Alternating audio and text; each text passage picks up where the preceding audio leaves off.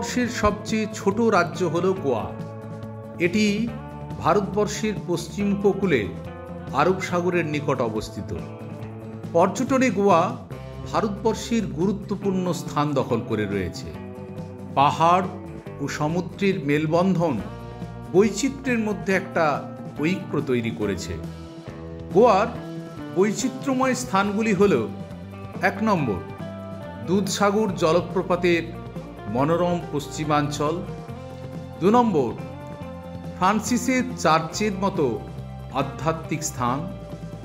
3 নম্বর, একাধিক তীর্থ সার্কিট যা গোয়ার সাংস্কৃতিক ঐতিহ্যকে সম্মান করে এবং ইকো ট্যুরিজমের প্রচার করে।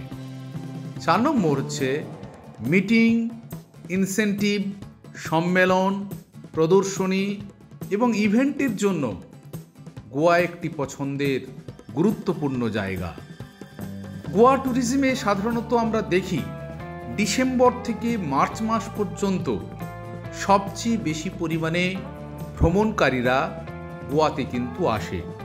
শুধুমাত্র ভারতবর্ষের মানুষরা গোয়া ভ্রমণ করে সেটা কিন্তু নয়, বিদেশিদের কাছে গোয়া একটি সবচেয়ে গুরুত্বপূর্ণ জায়গা, তাদের একটা অন্যতম ডেস্টিনেশন। আমি আপনাদেরকে এই ডিসেম্বর মাসের 11 থেকে 15 তারিখের যে চিত্র ড্রোনের মাধ্যমে দেখানোর চেষ্টা করছি দুটি সি বিচের জায়গাতে। একটি হচ্ছে অত্যন্ত গুরুত্বপূর্ণ জায়গা বাঘা সি বিচ, আর একটি হচ্ছে কোভালা সি বিচ। এই দুটি জায়গার চিত্র আপনাদেরকে পরিষ্কার করে দেবে পর্যটন শিল্পের পতন গোয়াতে কিন্তু শুরু হয়েছে। তার অন্যতম কারণ সি বিচের মধ্যে পর্যটকদের ভিড় খুব একটা কিন্তু লক্ষ্য করা যাচ্ছে না। ফাঁকা ফাঁকা এলাকায় পর্যটকেরা ঘুরে বেড়াচ্ছেন। যে গোয়াতে প্রচুর পরিমাণে পর্যটক ভারতবর্ষ তথা বিদেশ থেকে আসত, বর্তমানে সেই চিত্র এখন আর কিন্তু ধরা পড়ছে না। 2017, 2018, 2019 সালে যে পরিমাণ বিদেশি এবং দেশীয় পর্যটক গোয়াতে এসেছিল সেটা কোভিড-19 পর থেকে তীব্রভাবে হ্রাস পেয়েছে। এর একটা পরিসংখ্যান আমি আপনাদের সামনে তুলে ধরার চেষ্টা করছি।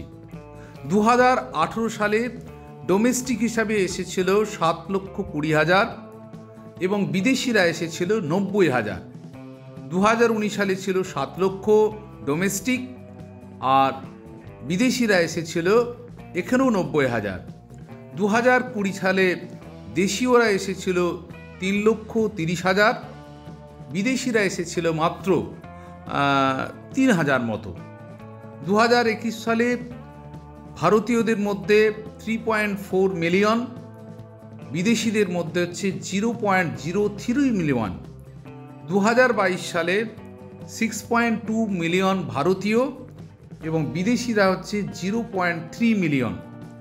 2023-এ 7.1 ডোমেস্টিক আর ইন্টারন্যাশনাল হচ্ছে 0.4। সর্বোপরি 2024 সালে আমরা দেখলাম যে ভারতবর্ষ থেকে 6,90,000 এসেছে, কিন্তু বিদেশিরা এসেছে মাত্র 0.03 মিলিয়ন। এখানে একটা স্পষ্ট ভারতীয়দের মধ্যে গোয়ার প্রতি আগ্রহ থাকলেও বিদেশিরা কিন্তু এখন গোয়াকে অনেকখানি পিছনের জায়গাতে রেখে দিয়েছে। গোয়া একসময় সমুদ্র সৈকত প্রেমীদের এবং সাংস্কৃতিক অভিযাত্রীদের প্রধান গন্তব্য ছিল। সাম্প্রতিক বছরগুলিতে নতুন চ্যালেঞ্জের মুখোমুখি হয়েছে।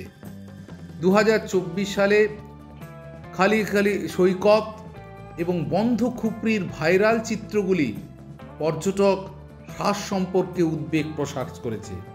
আপনারা দেখছেন যে সৈকত জুড়ে কোনো রকম পর্যটক দেখতে পাওয়া যাচ্ছে না। এখানে বিদেশি পর্যটকরা তো বটেই, তার সঙ্গে দেশীয় পর্যটক এই ডিসেম্বর মাসের সমুদ্র সৈকত একেবারে ফাঁকা।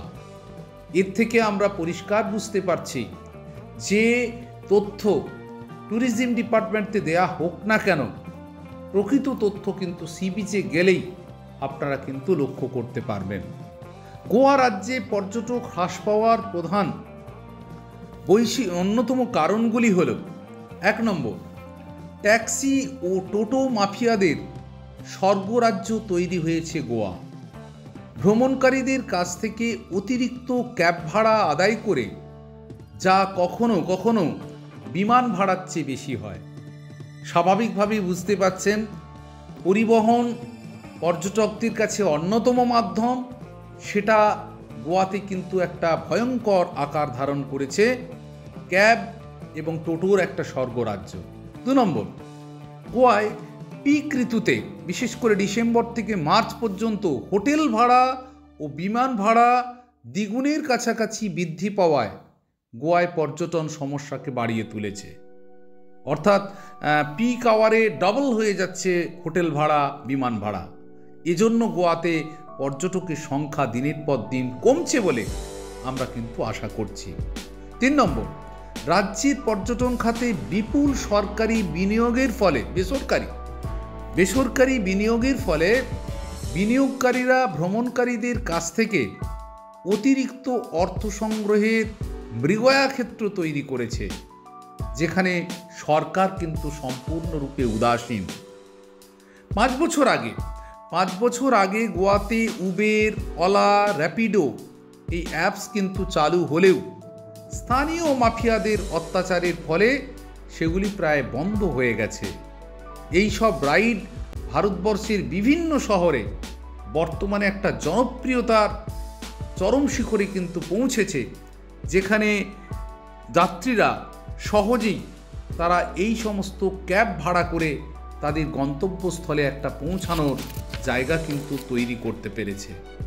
তো বর্তমানে আমি আপনাদেরকে যে সি বিচের চিত্র দেখালাম, যে পর্যটকবিহীন সি বিচ, যেখানে একাধিক পসরা সাজিয়ে মানুষ বসে রয়েছে, পর্যটক কিন্তু নেই গোয়ার বিভিন্ন বিচগুলিতে বা বিভিন্ন পর্যটক আধারগুলিতে। সেই জায়গাতে আমার মনে হয় যে গোয়া ট্যুরিজম ডিপার্টমেন্টকে বর্তমানে নড়ে চড়ে বসা দরকার এবং গুরুত্বপূর্ণ পদক্ষেপ নেওয়া দরকার বলে আমরা আশা করি। বিশেষ করে পরিবহনের একটা ব্যাপক উন্নতি আনতে হবে গোয়ার এই পর্যটন শিল্পে। 2 নম্বর, দর্শনীয় স্থানগুলির ব্যাপক উন্নতিকরণ করা একান্ত প্রয়োজন। সরকারি হস্তক্ষেপের মধ্য দিয়ে ট্যুরিজমকে আরও সর্বাঙ্গ সুন্দর করা দরকার আছে। ট্যাক্সি মাফিয়াদের অত্যাচার থেকে যাতে পর্যটকরা রেহাই পায়, সেই দিকে কিন্তু সরকারকে মনোযোগ দেওয়া দরকার বলে আমরা প্রত্যেককে মনে করি। একেবারে পরিষ্কার চিত্র উপর থেকে দেখতে পাচ্ছেন, একেবারে পর্যটনবিহীন সেখানে রয়েছে আমাদের সি বিচ। আশা করি আপনাদেরকে বোঝাতে পারলাম গোয়ার পর্যটন পতনের পথে সেই জায়গা থেকে। তবুও আমরা আশাবাদী, এই গোয়া পর্যটন শিল্পে ভারতবর্ষের মধ্যে যে শিরোপা ছিল, সেই শিরোপাকে আবার ধরে রাখতে পারবে। এগিয়ে চলুন, পর্যটন শিল্পের মধ্য দিয়ে ভারতবর্ষের অগ্রগতি হোক, সেই শুভ কামনা, শুভ বার্তা আপনাদের সকলের কাছে রাখলাম।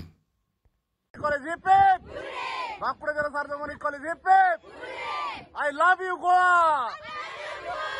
I love you, Goa. I love you, Goa.